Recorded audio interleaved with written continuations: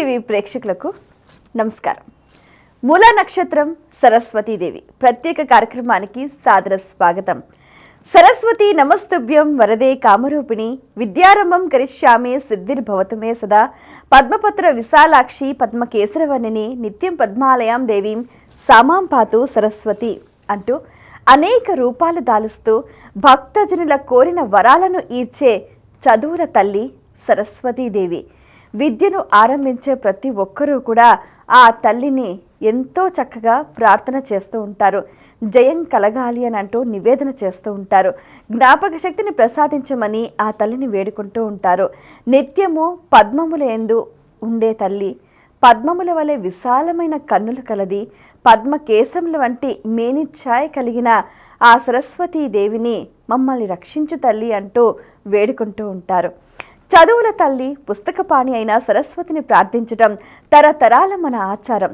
మృగాన్ని మనిషిని వేరు చేసేది చదువే. శాశ్వతంగా నిలిచే కీర్తికి, మరణానంతరం లభించే ముక్తికి దారి చూపేది కూడా చదువే.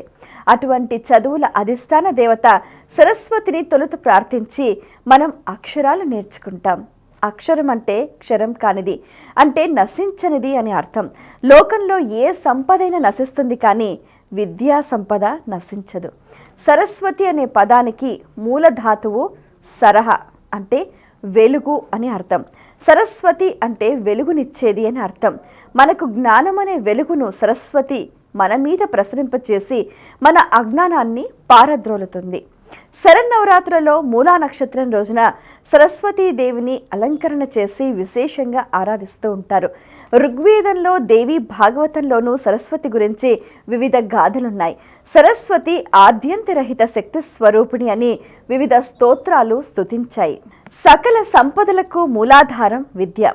అటువంటి విద్యను మనకు ప్రసాదించే తల్లి వాగ్దేవి. వాక్కు, బుద్ధి, వివేకం, విద్య, కళలు, విజ్ఞానం వీటన్నిటికీ అధిదేవతగా చదువుల తల్లి వాగ్దేవికి వందనాలు అర్పిస్తారు. ఈ అమ్మవారు హంస వాహినిగా, వీణాపాణిగా కొలవబడుతోంది. సరస్వతి వనలలో తెలుపు రంగుకు చెందిన వస్తువులు ప్రాముఖ్యం అధికం. విద్యాది దేవతగా కొలవబడుతూ శ్వేత వస్త్రధారిణి అయి, హంస వాహిని అయి, తెల్లని తామర పుష్పం మీద ఆసీనురాలిన చతుర్భుజి సరస్వతి ఒక చేతిలో వీణ ధరిస్తుంది. సరస్వతి ధరించే వీణ పేరు కచ్చపి. రెండో చేతిలో జపమాల ధరిస్తూ ఉంటుంది. జపమాల పఠనానికి, మననానికి సంకేతంగా భావిస్తూ ఉంటారు. మూడో చేతిలో తాటాకుల గ్రంథం, నాలుగవ చేతిలో అంకుశం ధరిస్తుంది. తాటాకుల గ్రంథం వేదాలకు, జ్ఞానాలకు సంకేతమైతే అంకుశం అజ్ఞానాన్ని అంతం చేసే ఆయుధంగా, దుర్మార్గపు ఆలోచనల్ని త్రుంచివేసే శక్తికి భావనగా భావించాలి. సరస్వతీదేవి వాహనంగా హంస పేరు పొందింది. పాలను, నీటిని వేరు చేయగల శక్తి హంసకు మాత్రమే ఎలా ఉందో, మంచి చెడులు, పాప పుణ్యాలను వేరు చేయగల శక్తి సరస్వతి మనకు ప్రసాదిస్తుంది. అజ్ఞాన అంధకారాన్ని తన చల్లని చూపుల కాంతితో, జ్ఞానమనే వెలుగుతో పటాపంచలు చేసే మహిమాన్విత మూర్తి సరస్వతీదేవి. శారదా నీరదేందు ఘనసార పట్టీర మరాళ మల్లికహర తుషార ఘన రజతాచల కశప ఫణిష కుందు మందార అంటూ బమ్మరపోతన సరస్వతి స్థుతిలో మధురంగా వర్ణించారు. బౌద్ధ మతంలో కూడా కొన్ని చోట్ల మహాసరస్వతి, వజ్ర సరస్వతి, వజ్రవీణ సరస్వతి, వజ్ర శారద, మంజుశ్రీ వంటి పేర్లతో సరస్వతి ఆరాధనలు జరిగినట్టు మనకు పురాణాల ద్వారా అవగతమవుతోంది. షోడశ విద్యాది దేవతలకు అధికారినిగా సరస్వతిని ఆరాధిస్తారు. శ్రీమద్ భోజ నరేంద్ర చంద్ర నగరి విద్యాధరి అని భోజుడు సరస్వతిని స్తుతించాడు. సరస్వతీదేవి ఆనందానికి, చైతన్యానికి ప్రతీకగా వర్ణిస్తూ జగద్గురు శ్రీ ఆది శంకరాచార్యుల వారు చిదానంద లహరిని రచించారు. సరస్వతీదేవి శాపవశాన భూలోకంలో సరస్వతి నదిగా జన్మించినట్లు బ్రహ్మ వైవర్త పురాణంలో ఉంది. వేదాల్లో సైతం సరస్వతి నది ప్రస్తావన ఉంది. కాలక్రమేణా అదృశ్యమైన సరస్వతి నది గంగా, యమున నదుల్లో కలిసిపోయినందునే చాలా మనకు ఆధారాలు తెలుస్తూ ఉన్నాయి. బ్రహ్మవైవర్త పురాణం ప్రకారం 5 ఆదిశక్తులను అంటారు. ప్ర అంటే ప్రకృష్టంగా, నేర్పుగా, కృతి అంటే సృష్టి చేయటం, అలా నేర్పుగా సృష్టి చేసే దేవినే ప్రకృతి అంటారు. దుర్గా, శ్రీ మహాలక్ష్మి, సరస్వతి, సావిత్రి, శ్రీ రాధాదేవి అనే 5 ఆదిశక్తులను ప్రకృతిగా పేర్కొంటుంది ఈ పురాణం. వీరిలో ప్రకృతి 3వ రూపమైన శ్రీ మహాసరస్వతి పరబ్రహ్మ స్వరూపమైన పరమాత్మ నుంచి ఉద్భవించిన వానికి బుద్ధికి, విద్యకు, జ్ఞానానికి అధిష్టాన దేవత.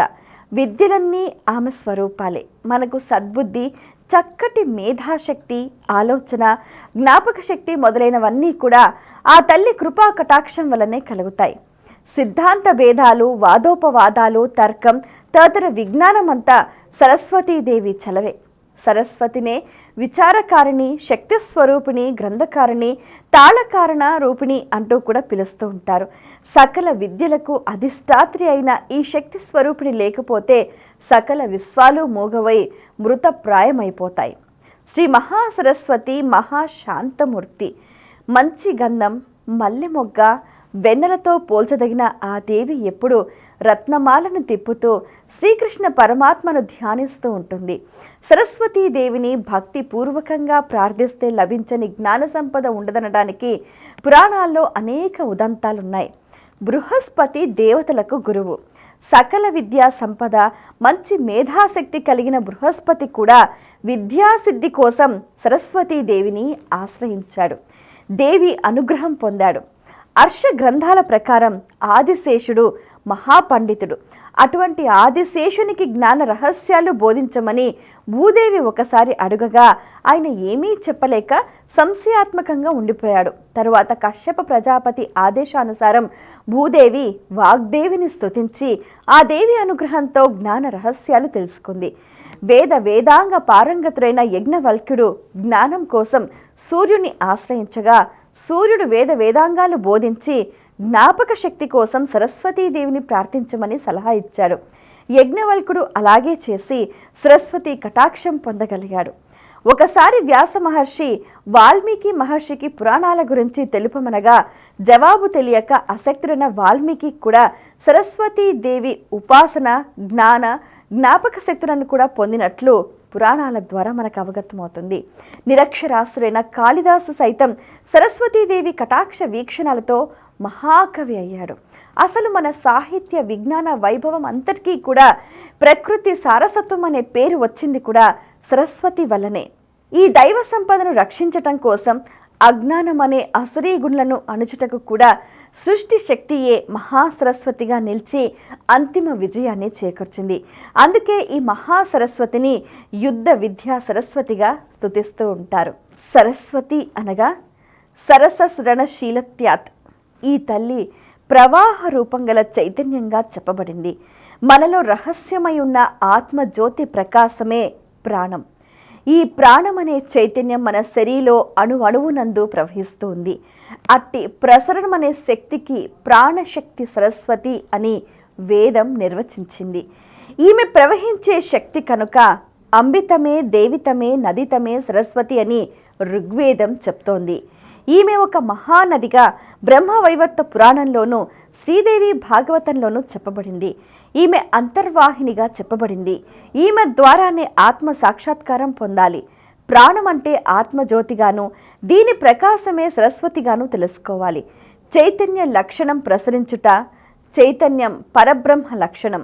జ్యోతి లక్షణం కాంతి, కాంతి లక్షణం ప్రసరించుట అనగా శుద్ధ చైతన్య రూపి అయిన సరస్వతి వల్లనే మనం పరమాత్మను గుర్తించగలుగుతాం. అది ఎలాగంటే కాంతి వలనే జ్యోతి గుర్తించబడే విధంగా ఈ దేవి జ్ఞాన, విద్య, వాక్కు, బుద్ధి, మేధ, ఆలోచన, ప్రతిభ, ధారణ, స్మృతి, ప్రజ్ఞ, స్ఫురణాది ధీశక్తుల సమన్వయ రూపిణియే ఈ మహాసరస్వతీదేవి. వాగీ సర్వకారణం, సర్వమునకు మూలం వాక్కే. వాక్ భూషణం అని ప్రతి జీవికి వాక్కే అలంకారం. ఈ వాక్కు 4 అంటే పర, పశ్యంతి, మధ్యమ, వైఖరి రకరకాలుగా ఉన్నట్లు సరస్వతి సూక్తం మనకు తెలియచేస్తుంది. ఈ మహాసరస్వతిని అన్నప్రదాయినిగా, ధనప్రదాయినిగా వేదంలో చెప్పబడింది. ఋగ్వేదంలో సరస్వతీ దేవి గురించి విశేషంగా శ్లాఘించారు. ఈమె శ్వేత పద్మవాసిని కనుక శారద. అన్ని ఋతు కామధుముల కంటే శరదృతువు వెన్నెల అత్యంత స్వచ్ఛముగాను తెల్లగాను ఉండును. ఈమె ధరించిన వస్త్రం తెలుపు వర్ణం. ఈమె మేనికాంతి తెలుపు. తెలుపు శుద్ధ సత్వగుణానికి చిహ్నం. అట్టి శుద్ధత్వమే జ్ఞానం. ఈమె శుద్ధ చైతన్య జ్ఞాన స్వరూపిణి కనుకే ఆమె శారద. ఈ దేవిని భారతి అని కూడా అంటూ ఉంటారు. భా అనగా జ్ఞానము, దివ్యత్వము, అంటే రతిన్ అంటే ఇష్టులను చేయునది. ఆ తల్లిని భారతి అంటే భరతానస్మాన్ అంటూ స్తుతించిన విద్యా విజ్ఞానము నొసంగి నిజమైన భరతునిగా చేసే తల్లి భారతి. సర్వకోటిని భరించే శక్తి కనుక భారతి. ఈ శారదాదేవి శివశక్తిగా స్తుతించబడుతుంది. పూర్వాషాఢమందు ఆరాధించి ఉత్తరాషాఢలో బలిహరణ చేసి శ్రవణ నక్షత్రం నందు విసర్జన చేయాలని భవిష్యోత్తర పురాణంలో చెప్పబడింది.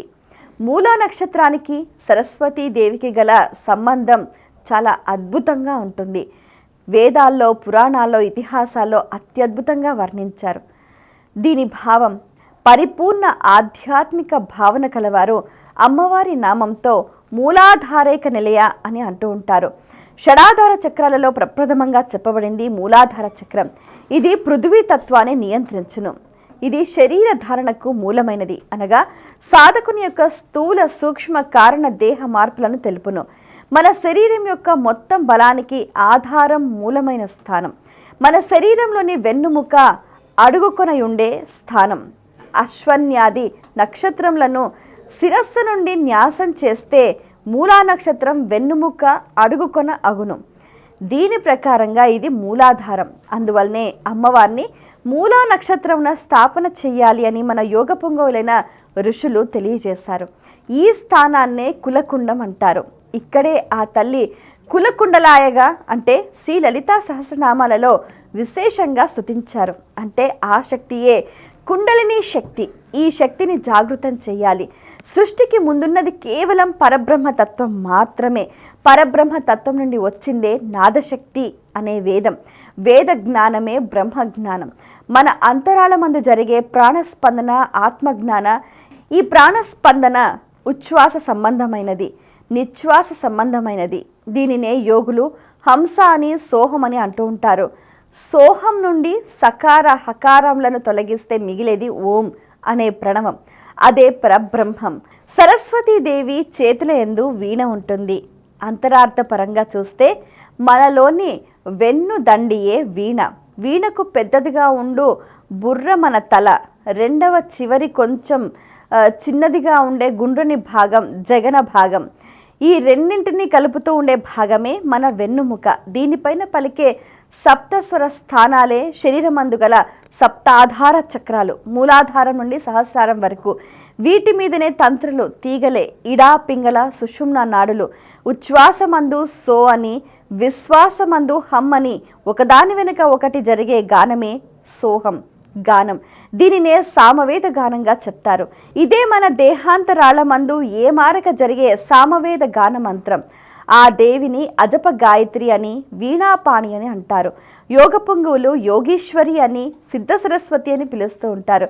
అమ్మవారు 2 రకాలైన శక్తి స్వరూపిణి, నాదశక్తి, బ్రహ్మశక్తి. ఇలా శుద్ధ చైతన్య స్వరూపిణి అయిన ఆ సరస్వతీ దేవిని దేవీ శరన్నవరాత్రులలో మూలా నక్షత్రం రోజున విశేషంగా ఆరాధిస్తూ ఉంటారు. మూలా నక్షత్రం ఈ సంవత్సరము 9వ తారీఖు నాడు వస్తుంది. మూలా నక్షత్రం రోజున ఉదయాన్నే 2 గంటలకి అమ్మవారి నిరంతరంగా లక్షలలో ఈ అక్షరాభ్యాసాలు జనాలు వస్తుంటారు. నిరంతరంగా అక్షరాభ్యాసాలు జరుగుతుంటాయి. ఆ రోజున విశేష పూజా కార్యక్రమం ఉంటుంది. అమ్మవారికి పాయస నైవేద్యాన్ని ఆ రోజు పిల్లలందరికీ పంచిపెడతారు. ఆలయ అధికారులు కూడా ఆలయంలో ఎలాంటి ఇబ్బందులు కలగకుండా విద్యుత్ శాఖ కానీ, వ్యవస్థ పోలీస్ డిపార్ట్మెంట్ కానీ, ఆలయ సిబ్బంది కానీ, ఆలయ అధికారులు అన్ని ఏర్పాట్లు పూర్తి చేశారు. అదేవిధంగా ప్రతిరోజు భక్తులకు ఎలాంటి ఇబ్బందులు కలగకుండా అన్ని వ్యవస్థ సమకూరుస్తున్నారు. అదేవిధంగా అమ్మవారి సన్నిధిలో ప్రతిరోజు అన్నదానం జరుగుతుంది. ఈ అన్నదాన ప్రసాదాన్ని ఎవరైతే స్వీకరిస్తారో వారి జన్మ కృతార్థమవుతుంది. ముందుగా ఈ రోజున ఆ తల్లికి తెల్లటి పుష్పాలను సమర్పణ చేయాలి, తెల్లటి వస్త్రాన్ని సమర్పణ చేయాలి. ఆరాధించే భక్తులు కూడా తెల్లటి వస్త్రాలను ధరించాలి. ఆ తరువాత అమ్మవారికి పాయసాన్నం, కొబ్బరాన్నం కూడా నివేదన చేయాలి. అలా చిన్నపిల్లల్ని కూడా వాళ్ళు సరస్వతి పుత్రులుగా కూడా వారిని చక్కగా అలంకరించి వారిచి బాలా పూజ చేయాలి, సువాసిని పూజ చేయాలి. ఇలా ఈ విధంగా కూడా సరస్వతీ దేవిని మూలా నక్షత్రం రోజు కూడా ఆరాధించాలి అని, ఈ ఆరాధనకు ఆద్యం శ్రీకృష్ణ పరమాత్ముడే స్వయంగా చెప్పాడని మనకు ఎన్నో ఆధారాల ద్వారా కూడా తెలుస్తుంది. ఏది ఏమైనప్పటికీ శుద్ధ చైతన్య స్వరూపిణి అయిన, వీణాపాణి అయిన, హంస వాహన రూపిణి అయిన ఆ సరస్వతీదేవి కరుణా కటాక్ష వీక్షణాలు ప్రతి ఒక్కరికి అందాలని మనస్ఫూర్తిగా ఆకాంక్షిస్తూ సెలవు.